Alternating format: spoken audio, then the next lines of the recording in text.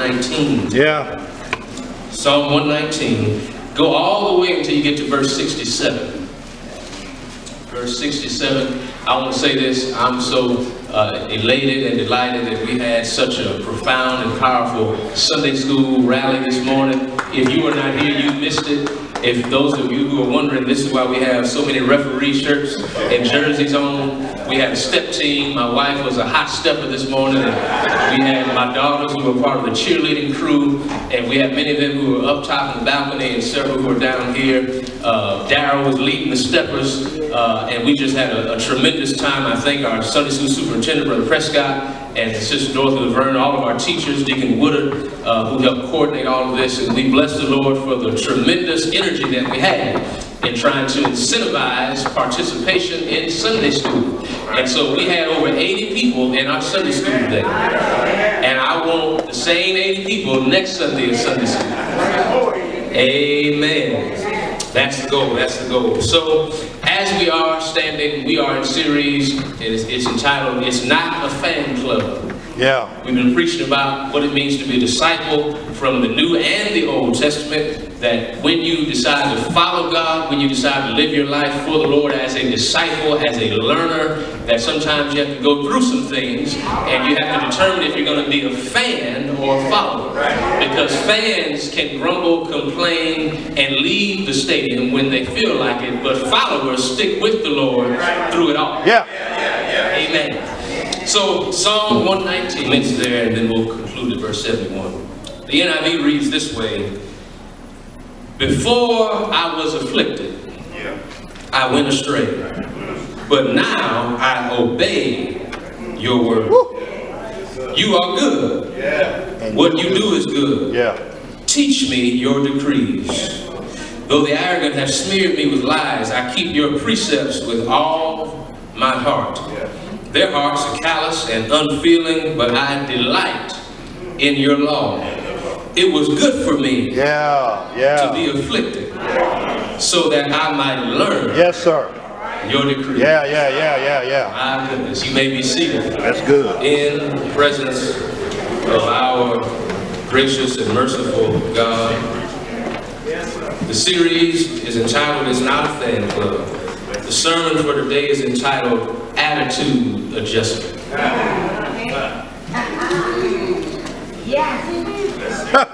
Scripture says, it was good for me. Good, to be afflicted. Attitude adjustment. Look someone to your left, tell them, every now and again, you and I need an attitude adjustment.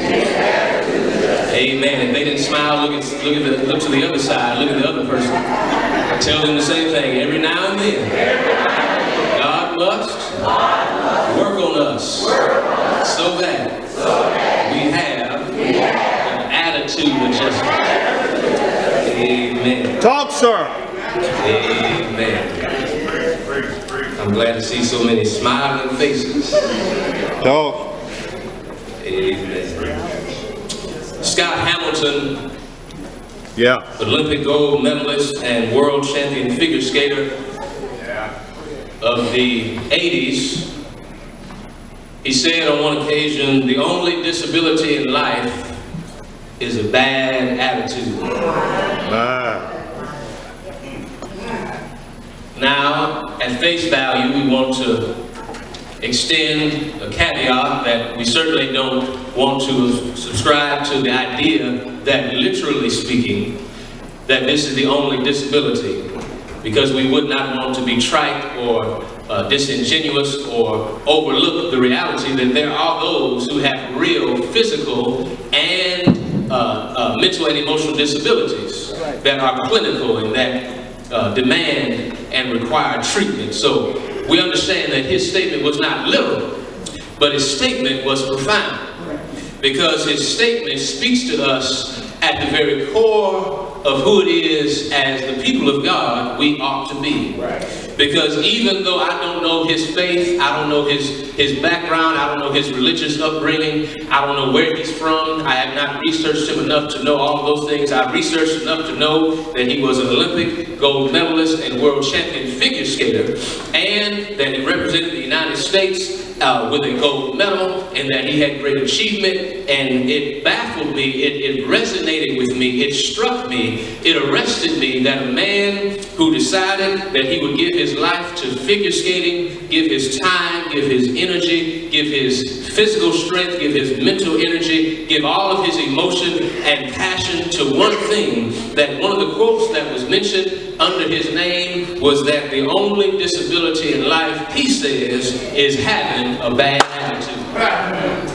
I'm sure that he dealt with injuries, and he dealt with nicks and scars and bruises, because you can't get good at anything without training, without practice, without, as they say, blood, sweat, and tears. Yeah. And yet this figure skater, who probably had bruises up and down his legs, on his back, on his arms, had scars, probably had many nights where he had to ice his feet, ice his knee, ice his elbow. He had to take long showers. He had to soak his muscles and his limbs. He probably had to receive therapy. He had to go through a grueling regimen to operate on a world stage as an Olympic gold medalist figure skater. But the only disability in his mind is having a bad attitude. Well. And that says to us as people of God that you and I must be very careful of adopting a bad attitude. Because a bad attitude is not about what's happening around us, but it's about what's happening on the inside. Are you going to help me this morning? I've already made somebody mad, haven't I? Because I've busted your bubble. I've pricked you. I've convicted you. I've aggravated and irritated you because somebody in here walked in with a bad attitude this morning. Somebody here walked in because all of your external circumstances are frustrating. Your external surroundings are aggravating. But I'm here to challenge you today that as a child of God, as a brother and sister, as a father, as a mother, as a disciple, as one who's striving and claiming to love the Lord, claiming to live for the Lord, claiming to represent God, that you and I cannot afford to have a bad attitude.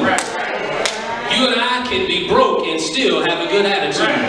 You and I can be sick and still come to church with a good attitude. You and I can be single, recently divorced, and still decide, keyword decide, keyword decide. Yeah. Important word, decide to have a good attitude. And do I have anybody here that can understand and attest to the fact that having a good attitude is a decision that you and I must make? And every time God opens your eyes, every time God puts breath in your body, every time God allows you to walk out of your bed, every time God brings you down Enterprise Boulevard and allows you to make it to church safely, every time He brings your children home safely, every time He brings your family back to you safely, every time He gives you a raise, every time you get a promotion, every time you get a new car, every time you get a new house, every time there's money in your bank account, every time you swipe that card and it doesn't say insufficient funds, every time you open that mailbox and somebody still cares about you, still loves you, still wants you to know that you need something, that you have value, every time you and I have another day in the life of the living, you and I ought to thank God, and we ought to decide that regardless of what I'm dealing with, regardless of who talked about me, regardless of who lied on me, regardless of what my setbacks are, what my situation is, that I will have a good attitude. Yeah, Reverend. Yeah, Reverend. Talk. Life will take you into some places that demand and test out what kind of attitude you will have. Yes, sir. Anybody can shout, step, sing, praise when everything's going well. But can you shout, step, sing, and praise and usher with a smile, even though you had to cry yourself to sleep the night before? Good attitude. Good attitude. I will bless the Lord at all times. Come on and help me preach. And his praise shall continually. Wherever I'm going through, his praise shall continually. I cried myself to sleep last night, but his praise. I'm aching right now, but his praise. I'm sad right now, but his praise. I'm sick right now, but his praise. I'm broke right now, but his praise. Help yourself. Shall continue. Be in my mouth. Help yourself. Help yourself, man. Help yourself. Give thanks. Not in some situations, but in every and all circumstances. Help Why? yourself. Because Paul said, thank you, Holy Ghost, this is Yes, sir. The the will. will of God in Christ Jesus. Yeah. You can be in church and not be in Christ.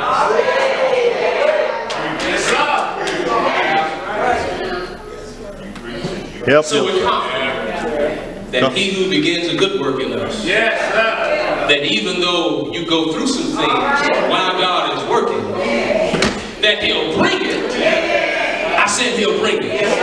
He'll bring it to completion. But you gotta stay with it. You gotta stick with the Lord. You got to decide, I'm gonna do it even if I don't feel like doing it, because it's not a career, it's a calling. Yes, sir. A disciple is not a title, it's a name of a person that's been called. Yes, sir. Newsflash, leave your title out there. When we come in here, we come to worship, not trade titles, not talk about who has what designation, but we talk about the God that we love. We preach about it, we sing about it. That's what we're here to do. And so even I as pastor have to be careful that I don't forget to leave my title in my office. Yes, sir. When I get here behind this sacred desk, it's no longer about the title, but it's about my submission and my surrender to the Lord. Amen. Yes, sir. And Yes, so, sir. I've come to say simply this morning, that you and I will have some tough times in this life. But here's what I've come to say. Difficulties, watch this, often have the strange effect of drawing us closer to the Lord. Yes, sir. They do. Yeah. You see, God's people are sometimes prone, we sometimes have a tendency to wander away from God's standards when there's an absence of struggle. Wow. This is why, not all the time, but sometimes, when certain family businesses that are built, that are constructed by persons who suffer and struggle and hustle and grind and build and have to get their hands dirty, that when they sometimes, not all the times, but sometimes when it's passed on to the following generations, sometimes family businesses and even wealth, because the inheritors of the wealth get to inherit the wealth without the struggle. Yeah. That's right. Without the struggle. And so it's very important that whether we're wealthy or we make a minimum wage, that we teach everybody coming behind us that it takes more than a smile and a suit to come in and do the work of the Lord. Yes, sir. That you have to go through some things. But the good news is that whenever God decides to get our attention, that whenever God decides to move in our lives to get us from being lax in our spiritual walk and tries to develop within us a more intense commitment and dedication for representing Him, here's what He does. He'll use trials to change your disposition. Because what He'll do is He'll see if you can trust Him, even though you don't see Him changing anything on the outside. It's an inner change. If God hadn't changed your circumstance, it's because He's still trying to change you. I wish you'd help me preach and I'd be done. The longer you take to help me, the longer it takes for me to get done. So go ahead and help me and we'll get done in good time. God sometimes has to allow you to stick in some things, be stuck in some places, take up residence in some undesirable situations longer than you want to be there, just so he can prove to you nothing's going to change, baby, until I get you to change. Yeah. Because watch this, brother, watch this. If I change your surroundings, but you still the same, you'll mess it all up again. Yeah, man. Wow. So God uses trials to alter our inner disposition in ways that reflect a greater commitment to Him. Right. It's not what happens to us, but what occurs within us that matters and validates, watch this, our spiritual maturity. Yes, sir. You and I are not growing as disciples if we're not grueling, grinding, and having to struggle through some things with faith that God will do. Amen. We can't grow without struggle, without pain, without blood, sweat, and tears, as we've said. You can't grow unless you go through some things. And so, the people of God, we must develop a disposition, an attitude that signals that we're going to be faithful regardless of what comes our way. And do I have anybody here that's going to help me preach today because you decided that you're going to be faithful to the Lord, that you're going to stick with the Lord, that regardless of what you're in right now, you've made up your mind that there's power in a made-up mind, that there's power in deciding you're going to stick with God regardless of what He has not done, because you can look at what He's already done and you can begin to shout, you can begin to celebrate, you can begin to say hallelujah, you can begin to say amen, you can begin to say thank you, Lord, because you have memory. Somebody's looking for a miracle and you forgot about your memory. Is anybody here that can remember what God has done? Is anybody here that's willing to look back and not hold your hands out, but hold your hands up and just say, Lord, you've already done more than I deserve. You look beyond the thought. Preach it. So how do we manage to benefit from this attitude adjustment? Yes, sir. And what does it take for us to undergo? And what does it look like when we undergo an attitude adjustment? Because the psalmist in this text makes it very clear that this is a psalm about trusting God regardless of circumstances. Yeah. This section of the psalm is about trusting God regardless of your circumstances, and especially in bad circumstances. Because again, trust is not verified, authenticated, or validated until it's tested by trial. I can only speak about how much I trust God when I've been tried. Yes. Food does not end up on shelves until it's been cleared. Right. Medicine does not go and arrive at the pharmacy for use until it's been cleared. You've got institutions and companies that make sure that everything we consume in our bodies, for our minds, for our personhood, that it has to be tested. Yes, Because sir. if it's not tested, it may not work. So you ought to shout right now, because if you're being tested, that's just God's way of telling you that I'm about to do something magnanimous and magnificent, and I'm making sure that you're ready to be put on display. Do I have anybody here that knows that when God is testing you, that He'll test you in private and even sometimes in public? But that's only because after you test, after you pass the test, then you can be a living testimony. Yeah, Doc. And so, what does it look like when we have an attitude adjustment? First of all, if you're going to have an attitude adjustment, I need you to understand you must activate obedience with an enthusiastic faith. Yes. Because look at the text, verse 67 says, before, good God, I was afflicted. Before I got sick. Before I was talked about. Before I was mistreated. Because that word afflicted is really about being humiliated. About being cast down. So whether it was physical illness, whether it was the words of an enemy, of somebody else who's trying to depress and distress you, before I was made humiliated and embarrassed and before I experienced my affliction, I went astray. Wow. But now, somebody's living right there, but now. Somebody can testify those two words, but now. You used to stay out late Saturday night, but now. You used to come to church every Easter and every Mother's Day, but now. You used to come to church wherever you felt like it, but now.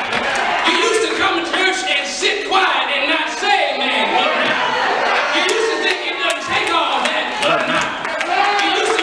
You used to look sideways at folk and wonder why it took all that it took, why the preacher was hollering and spitting and sweating and why folks' makeup was running. You used to wonder why, but now you understand. Because when you were sick, your sorority sisters weren't there. When you were sick, friends couldn't be there, but the Lord was there. So now, But now.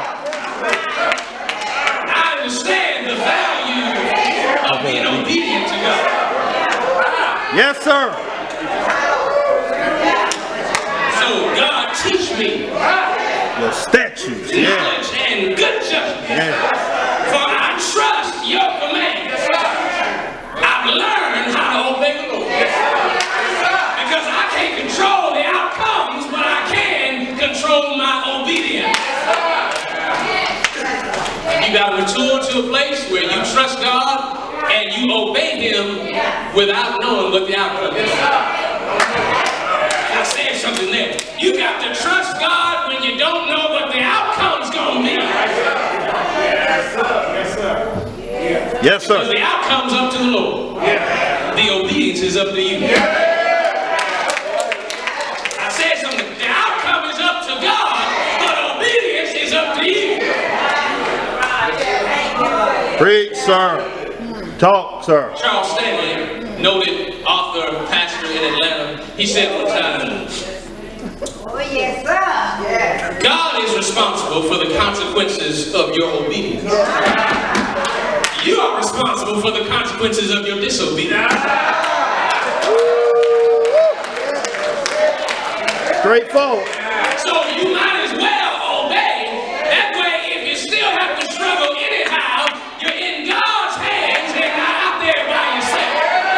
Anybody ever known and had to be reminded that even if I'm struggling, even if I'm in pain, even if I'm suffering, that if I'm in God's hands, it's gonna work out. So you gotta activate obedience. Come to Bible study. Come to worship. Come to your choir rehearsal. Come to your auxiliary meeting. Come to your ministry meetings. Be faithful. Serve. Be a disciple. Yes, sir. Don't just talk like one, live like one. If those who think I'm only talking at you, no, I'm talking to myself too. God's been hitting me upside the head all week. Al, be who you claim you want to be. Yes, sir. Show the church that you can serve when you feel like it and when you don't feel like it. Preach when you feel like it and preach when you're not feeling like it. Serve, love, and be tender and be loving even when you don't feel like it. Right here. See, I messed up somebody's mindset right there. Because see, you just heard the pastor say sometimes I don't feel like it. Can I tell you something? There are times you don't feel like it either. There's some times you don't feel like going to work, but you go. There's some times you don't feel like going to get groceries, but but you're going to get them. You know why? Because if you don't do what has to be done, it won't get done. And do I have anybody that can have that kind of attitude that I'm going to do for the Lord whatever has to be done, because if I don't do it, it won't get done. Hard, but it's found. Yes. You got to activate obedience. Yes, sir. With an enthusiastic faith. Trusting God with outcomes by demonstrating obedience. Then I want you to understand that we're going to have an attitude adjustment. Also, we've got to affirm God's power to overrule enemy forces. Thomas said, yes, sir. he's speaking to the Lord. And what you do is good. Yeah. Yeah. You are good. And what you do is good. One more time. You are good, God. And what you do is good. Yeah. But then he connects that with the fact that though there are those who are arrogant, who occupy themselves and who commit themselves to smearing me with lies, I'll keep your precepts, your commandments in my heart. Yes, sir. He packages together this idea that you and I have to affirm God's power to do what he can do and what only he has the power to do in the midst of those who are in opposition. And whether or not it's explicit in the text, we must always remember, thank you, Holy Ghost, that we wrestle not against flesh and blood, but against powers and principalities and spiritual wickedness that is in elevated, lofty, high, influential places. And so you got to affirm, here it is, that God can overrule enemy forces. Because here it is. Whatever the individual enemies that you and I may have in this life, they really don't mean anything. Because we wrestle against powers, principalities, meaning that there is a satanic presence that is implicit in the text. That whatever is in opposition to the people of God and to God is devilish. Yes, sir. Is demonic. Is satanic. Meaning that God has power to overrule. How do I know? Because he not only says that God is good, but that whatever God does, it's also good. Yeah. Yeah. Yeah. That means that's why Paul could, years and centuries later, could write in the New Testament that all things work together for the good. Because whatever God does is good, even if in the process it doesn't feel good. Because if I take a tablespoon of mineral oil or castor oil,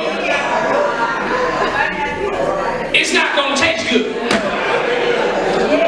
But it's going to be good for me. Anybody ever had to take something that didn't taste good but found out it did you real good? Yeah. That's the kind of God you and I serve. Every now and then he'll require that we digest some things that don't taste good.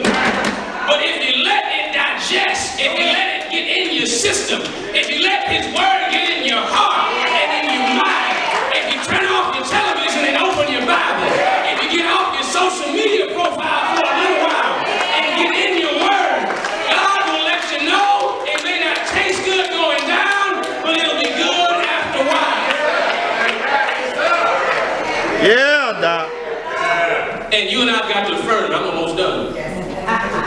You and I have got to tell it to somebody. We've got to say, God, you're good. And what you're doing in my life is good. Even if I don't see it right now. Anybody can affirm God's goodness when you see it. Can I challenge you? Yes, sir. Can you affirm God's goodness when you can't see it? Can you affirm God's love when you can't tell? Can you affirm God's affection for you when you feel abandoned? When you feel like God has neglected you, when he seems like a disinterested father, can you still cry out, my heavenly Father? You've got to affirm God's power to overrule. That means he can veto what the devil has put in place. Somebody missed that shot. Somebody ought to be running up and down these aisles. I said God has veto power. That whatever the devil has put into place, has put into plans, has schemed and strategized to do in your life, God has veto power. Yes, he does, Doc. Yeah. He can say, that's enough. Thank you, Lord. You ever seen God just say, that's enough? You've been through enough. That's enough. Somebody's been suffering and God just comes in and says, that's enough. God allows somebody to be sick for a long time and he comes in and says, that's enough. He'll just show up and say, that's enough. You've had my child in your clutches long enough. You got to affirm God. Yes, sir. When you can't see it. I'm done. You got to activate your obedience with enthusiasm. Because it makes no sense, does us no good to be obedient and be frowned. It does us no good to come to church and frown and pout. God doesn't want begrudging obedience. Yes, sir. I hope somebody hears me clearly right here.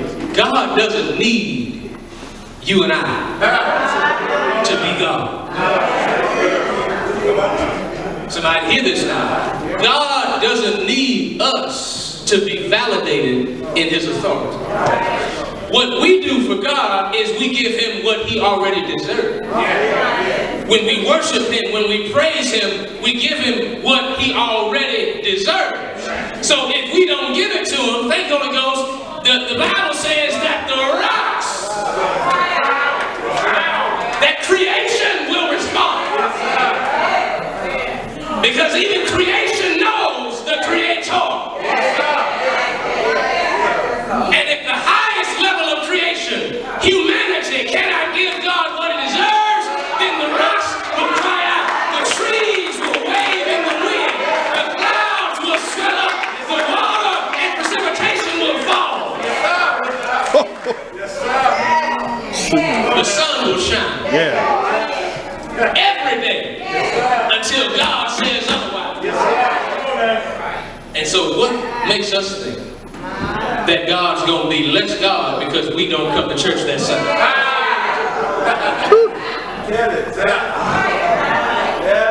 What makes us think the ministry is going to suffer because we're not here? Speak. Be careful, because here's what God will do. God will let you do whatever you choose to do, just to show you that the show will go on. The ministry will go on. That God will work. He will move. He'll use, watch this, whoever offers themselves up to be used. That's right. What did my man say? Use me? Till you use me up?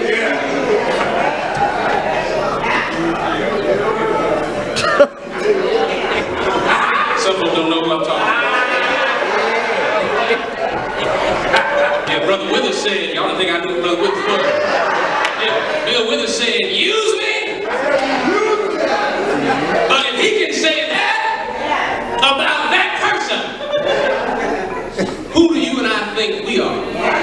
To come before God who has all power in his hands and not say, God, just use me however you want to use me.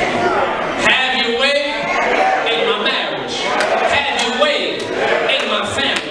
Have your way in my children's lives. Have your way in my church's life. Have your way in my neighborhood. Have your way in my community. Have your way in my mind. Have your way in my heart. Have your way in my attitude. So if we're going to adjust our attitude, we've got to show some obedience with enthusiasm. What does it look like to have an adjustment of the attitude? You have to affirm God's power to overrule enemy forces. But I'm done with this. You finally need to appreciate the overwhelming encounters that we face. Yes, sir. When you have an attitude adjustment, you can appreciate that which is overwhelming. Because in verses 70 and 71, text says that the hearts of the arrogant, those in opposition to God, they're callous, they're numb.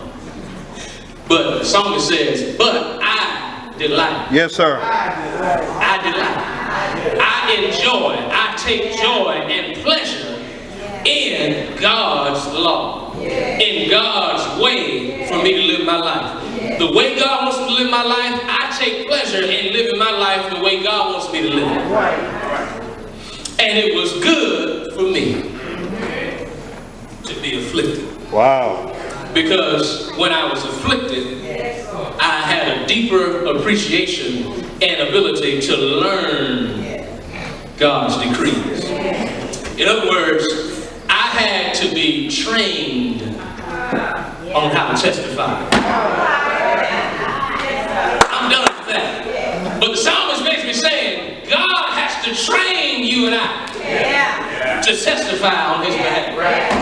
Because I can't tell anybody how good he is if I don't know for myself how good he is. And I don't know how good he is until I learn, watch this and I'm done, until I learn how to handle what I can't handle. I said, I don't know how good God is till I learn how to handle what I can't handle.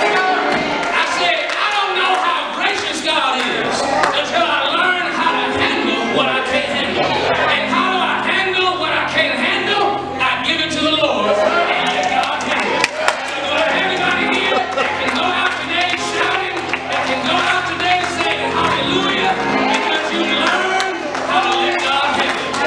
I say, do I have anybody here that can go out shouting today because you learn how to let God handle it? Anybody here willing to let God handle it? Anybody here willing to appreciate that when God allowed affliction, that when God allowed sickness, that when God allowed challenges, that he taught you how to testify. He taught you that you can say the Lord is good. His mercy is everlasting. And his truth shall endure unto all generations. Do I have anybody that doesn't mind waving your hand? Do I have anybody that doesn't mind testifying? Take 5 seconds and just tell God how good he's been. Thank God for how good he's been. Thank God for how the blessings he's provided. You can do that when you have an attitude. Walk out of here with a better attitude than you came in. Because you understand that when Jesus died, that he took all of our sins, for all of our mistakes, and suffered on our behalf. And because of that, the third Sunday next month, we're going to celebrate that he not only suffered, that he not only died, but that he got up.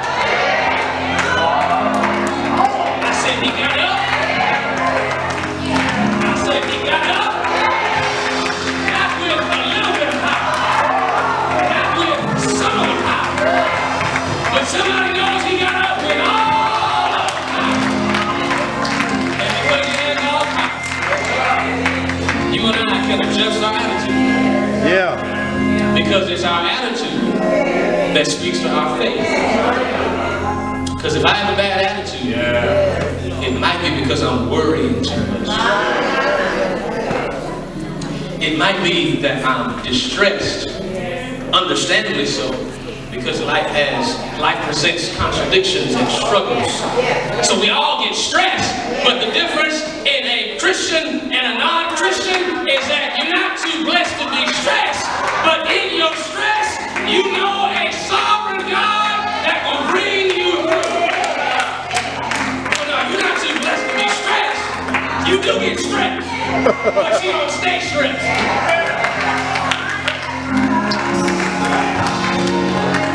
You don't stay depressed. You don't stay down. You don't stay consumed with anger. Because you learn how to have an attitude of justice.